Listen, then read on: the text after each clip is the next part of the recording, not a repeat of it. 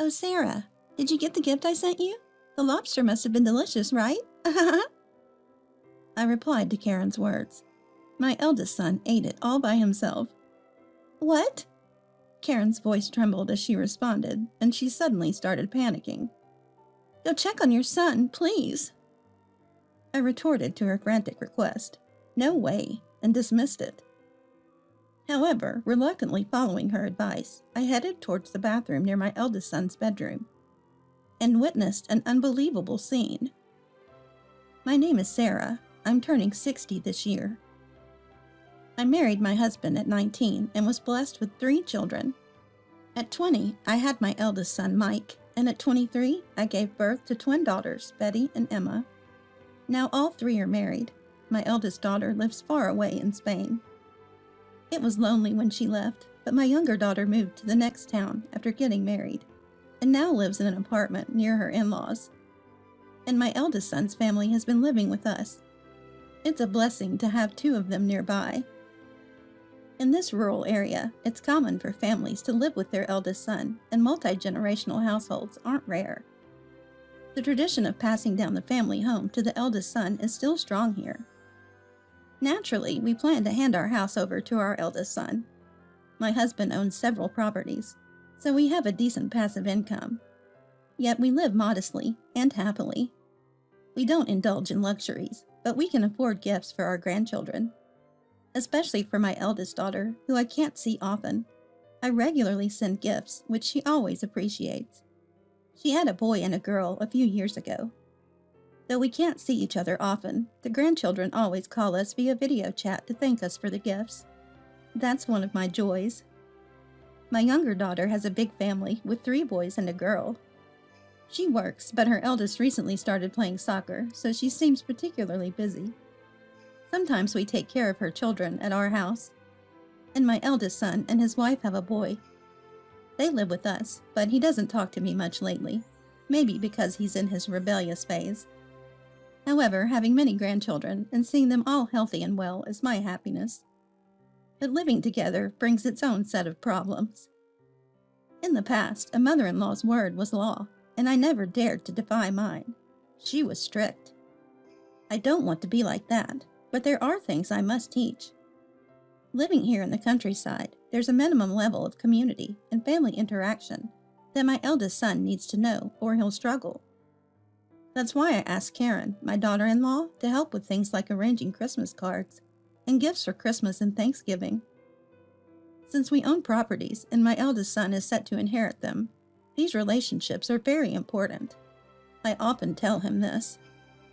However, he responds with, "You're so annoying. Leave me alone," and seems to dislike me and my husband, who supports me. And when I talk to Karen, she doesn't want to help either. Come Thanksgiving, she'd say she's traveling with friends and leave the house. And for Christmas, she'd go to her parents' house from mid-November through the New Year's holidays. I never tell her not to go. In fact, I think she should visit her parents. But such a long holiday break is unheard of. And Karen's parents live in the same city, just in a neighboring school district. They could meet any time, not just during the holidays. So while I'm dissatisfied with her long visits home, I end up doing the end-of-the-year cleaning of our large house all by myself. Seeing my struggle, my younger daughter and her children started helping out a few years ago, which has been a relief, but I really think it's Karen's responsibility, as she lives here. I've mentioned it to my eldest son, but he doesn't seem to say anything to Karen. And my son, busy with work, doesn't bother to help either. Contrastingly, my younger daughter helps with arranging presents and making Christmas cards even on her precious days off. She's truly a godsend. I've had my reservations about Karen's behavior in everyday life. She's a stay-at-home mom and is home every day. She does drive the grandkids to and from school and tutoring, but she doesn't do housework. She barely manages the laundry, but only their own clothes, never touching ours. I've compromised, thinking it's okay as long as they handle their own laundry. After all, family or not, they're still other people.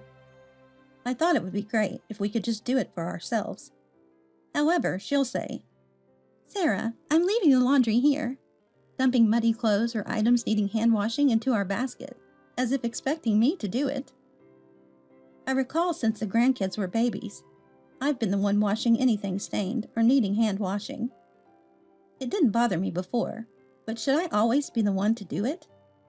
I once confronted her. Karen, wash your son's dirty clothes yourself. Don't just put them in our laundry basket. Her response was exaggerated.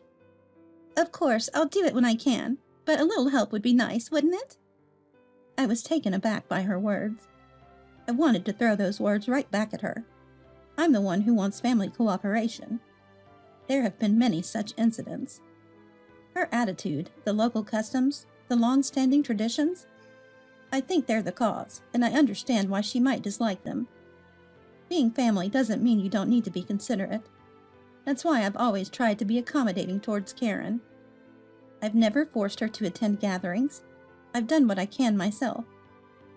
Karen may be as she is, but there's no doubt she supports my eldest son and is devoted to the grandchild. We've managed to live together for over 10 years by finding a middle ground. And now we're in December again. Today is my 60th birthday. But there's no celebratory mood, just as busy as every year. Karen went to her parents' house about a half a month ago. In the evening, thinking I'd like something nice for my birthday dinner. I'm home, I heard from the entrance. Oh, Mike, you're early. It was my eldest son. He seems to have finished work early today. He handed me a large package. Here, for your 60th celebration. The bag was from a department store. I was surprised. Usually my husband doesn't even respond properly when I talk to him. Even now, not a word of happy birthday. But the fact that he thought enough to celebrate touched me. Thank you. I'm so happy. My son gruffly said he'd change and left. My husband peeked in. What's that? Just something. I went back to the dining room and opened it. But the moment I saw what it was inside, I froze. Quite a fancy lobster, my husband said with a wry smile. He knows I have a shellfish allergy. Although it's not severe, just some itching if I eat it. My eldest son should know too, but it's no issue for cooking. After all, he always loved lobster, so it's often been on our table. I only avoid eating it, so maybe he forgot. I felt a bit disappointed, but mostly I was happy. With that in mind, I set the lobster on the table, which instantly looked lavish, and just made a simple meal with some frozen mackerel I had. My eldest son came back after showering. My husband then headed to the bathroom. Such a magnificent lobster. Thank you. I called out to my son from the kitchen. Yeah. He replied shortly, then looked away and sat down at the dining chair. Let's all eat together. My son started eating without responding. He's always been gruff and quiet, but it seems to have gotten worse since he got married. Maybe he doesn't like how I talk to Karen, so I've been keeping my distance from him lately. But seeing his eyes light up at the sight of the lobster was just like when he was a child. I was happy, hoping for a family meal just between us today. My husband returned, and both of us sat down at the table. However, I was surprised when I saw the table. But I was shocked to see the lobster was just a shell. Where's the lobster? I asked my son. I ate it. You're allergic, Mom, he said nonchalantly. Stunned, my husband spoke for me. What do you mean? You sent her lobster knowing she can't eat it? It's better than nothing, right? My son didn't seem remorseful. Feeling pathetic for being happy and saddened by my son's actions, I quietly finished my meal and retreated to my room. What's the big deal? Turning 60 isn't special. If I can enjoy it, that's all that matters, my son said dismissively, and my husband scolded him. After calming down, I came out of my room. My husband and son were still in a tense mood. I'll thank Karen for you. She prepared it after all, my son told me amidst the tension. Why should Sarah thank Karen? My husband yelled. Enough, Henry. It's my fault for being happy about it. My son, showing anger, left the dining room. Feeling sorry for my husband, who looked at me with pity, I silently started cleaning up. Then I showered and went to the bedroom alone, leaving my husband behind. Entering the bedroom, I saw a missed call on my phone. It was Karen. It was late. But maybe she needed something, so I called her back. Hello, Karen? Ah, Sarah, did you get the gift? Yes, I responded briefly to her question. Was the lobster delicious? I replied to Karen. The thing is, I have a mild allergy to shellfish. Mike ate it all by himself. What? Karen's voice trembled in response, and she suddenly sounded panicked. Mike? Where is he now? I don't know. Maybe in his room. It's been quite a situation. When I said that, she sounded distraught. Please go check on him. I won't. I refused. He'll come out if he feels remorseful. It's not about that. Karen sounded frantic. I asked in response to the visibly panicked state. What's going on? Why are you in such a hurry? Just go quickly. Reluctantly, I went to my eldest son and his wife's bedroom. It had been quite a while since my eldest son went to bed. I assumed he would be asleep by now, but I knocked and called out. Mike, are you sleeping? There was no answer. Seems he's asleep. I spoke to Karen, who was on the other end of the phone call. I'll be right back, Karen said before hanging up. What was that about? I was about to return to the bedroom when it happened. Mom! A pained voice called out, making me look up. Mike? The voice was coming from the bathroom at the back of the second floor. The door was wide open, and I could see half of Mike's figure. What's wrong? I couldn't help but raise my voice. Call an ambulance. Hearing my eldest son's pained voice, I called my husband and immediately phoned for an ambulance. I felt responsible. Honestly, that's what I thought. He must have caused himself gastroenteritis from overeating. After eating lobster, he had finished all the rice even after I left the room. I got into the ambulance with him, and my husband followed in the car. It was night, but they examined him right away. I got a call from Karen, and when I told her we were heading to the hospital in an ambulance, she hurried over. Mike! She called out our son's name as she burst into his hospital room. For now, he was on an IV drip, going back and forth between the toilet and bed, but the doctor said his symptoms should settle down with time. I left our son in Karen's care and returned home with my husband. It's overeating. His own fault, Henry said, echoing my thoughts.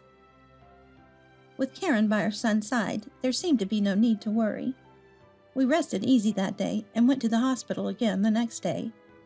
Food poisoning? The next day, the doctor informed my husband and me of our son's diagnosis. It seemed it wasn't just overeating after all. When asked if anything comes to mind, I said, We did eat mackerel yesterday. Mackerel? It could be antagonistic. His symptoms have settled, so we can perform an endoscopy. The doctor suggested. That would be best. We need to know the cause. I agreed, but the mackerel had been frozen and thoroughly cooked. I couldn't imagine it harboring antagonistic. As I pondered this, the doctor explained the situation to my son. My son agreed to the endoscopy and changed into the examination gown provided by the nurse. The hospital room was now just me, my husband, my son, and my grandson, Tom. Today happened to be a Saturday. My grandson, who was off from school, had come from Karen's parents' house early this morning.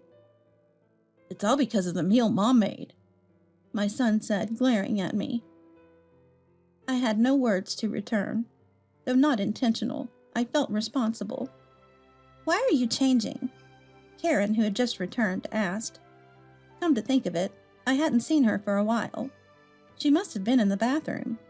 I explained what the doctor had told me. What? Is he okay to have an endoscopy when he's feeling sick? Karen voiced her concern. I'm in pain too, and would rather not do it. But the symptoms aren't going away. It might be antagonistic, causing peritonitis. If it gets worse, it could even lead to surgery, and it's all because of Mom. Hearing my eldest son's words, Karen also looked at me. But that mackerel was frozen. Antagonistic should be okay if it's frozen, right? and it was well cooked. But look at me now, my son shouted at me angrily. Mom, is what you just said true? The nurse who entered the room asked, opening the door. It was a relief to see her. It was my daughter, Emma. She worked as a nurse in this hospital. We had informed them yesterday that we were Emma's family. Having come to work, Emma must have heard from someone and come to check on us. Ah, good morning, I greeted my daughter. But is it true about the mackerel being frozen? It's true, it was properly frozen. Upon hearing this, Emma hurried out of the room. Shortly after, the doctor returned and asked me for confirmation. Sarah, I heard the mackerel was frozen. Is that true? I nodded at his words. Then the likelihood of anacosiasis is extremely low. Anacosiasis are fine if frozen. Eating that wouldn't cause food poisoning. Did you eat anything else that might be of concern? His words made me ponder. I had thought it was all because of the mackerel I cooked. And I thought again. Yesterday, we had mackerel soup and sautéed spinach. My husband and I ate it too, but we feel fine. Then, I remembered something. Oh, but my son ate lobster alone. I didn't miss the change in Karen's expression at my words. Come to think of it, Karen had been disturbed the moment I mentioned yesterday that my eldest son had eaten lobster. She was the one who had urged me to go to the bedroom in a hurry. Thanks to her, I found my son in bad shape in the bathroom. Karen, do you know something? I asked. She stiffened. Karen? My son also called out to her. Karen fell silent. At that moment, their son, Tom, stopped playing his game and said, Is that the lobster Mom bought a month ago? A month ago? My eldest son, my husband, and I all turned our gaze to our grandson. Yeah, the one I've been keeping in my room for a month. I took it with me when I went back to Grandpa's house yesterday, and I gave it to Dad. At his words, I turned pale. My eldest son also questioned her. What do you mean? Wasn't it bought yesterday? Then she began to speak. So what? You're the one who said you'd send lobster for her 60th birthday celebration. That's why I brought it when it was cheap. What's wrong with that? Why were you hiding it in Tom's room? My eldest son yelled at Karen. You were the one who said Sarah was being annoying, and it was just to irritate her. I thought a little stomach pain would do. I meant I wouldn't eat something I can't because I'm allergic to shellfish, just to spite her by eating it in front of her. Listening to their argument, my husband seemed completely angry. Both of you are to blame. Apologize to Sarah. My husband's yelling echoed in the hospital room. I calmed him down. It was clear that both had acted with malice. We can't keep them in our house anymore, I declared. They stopped their arguing. I'm sorry, I went too far. My eldest son apologized, confused by my calm demeanor. Right, I can't even think of you as my son anymore. Leave the house once you're discharged. My husband added. Please wait, Henry, I'm really sorry. Karen collapsed on the spot. In the end, Mom was fine, so please forgive us, my son said, trying to gauge our reaction. But forgiveness was not in my heart. Take care, then. I said only that, and we left the hospital, leaving the two behind. According to my daughter, they continued to blame each other after we left. Mike, Karen, calm down. Emma tried to soothe him, but the fight didn't stop. Emma, can I go home now? Tom, fed up with his parents, had returned to our house first. I hadn't even noticed his return since he went straight to his room. Ultimately, the atmosphere between the two remained hostile even after discharge. Karen stopped washing my son's clothes, and of course, I had no intention of doing it either. Eventually, they got divorced. Karen left our house with Tom. She was a daughter-in-law who often stayed away long and was absent when needed. I had been considerate all this time, but somehow I felt relieved. Let's live together happily like before, my eldest son suggested, but my husband got furious again and finally kicked him out of the house. We transferred the ownership of our properties and house to our eldest and second daughters. Although there was a gift tax, my husband laughed, saying it was better than leaving it to someone we disliked. The husbands of our daughters thanked us, and they redid the celebration for my 60th birthday. At that time, our eldest daughter came back from Spain to our house after several years, and we all had a great time. Seeing our grandchildren's smiling faces, I was truly happy. Later, our second daughter's family moved from their apartment to our house. Their apartment was our property, too. We transferred its ownership to her, and it started generating rental income. Our eldest daughter was overjoyed as well, saying that thanks to the property she inherited, the whole family could visit us several times a year. Spending time with our real daughters was effortless and very relaxing. The family grew larger, and my husband seemed happy. Although I sometimes had to be careful around my second daughter's husband. He was a kind man who always looked after us. Honestly, I still can't forgive my eldest son and my ex-daughter-in-law, nor do I intend to in the future. But my eldest daughter taught me something. There's a Spanish proverb, "Living well is the best revenge." Don't you think it's a good saying? Betty said with a smile. Yes, it is, I smiled back. If there's any revenge to be had, it's for my husband and me to live happily.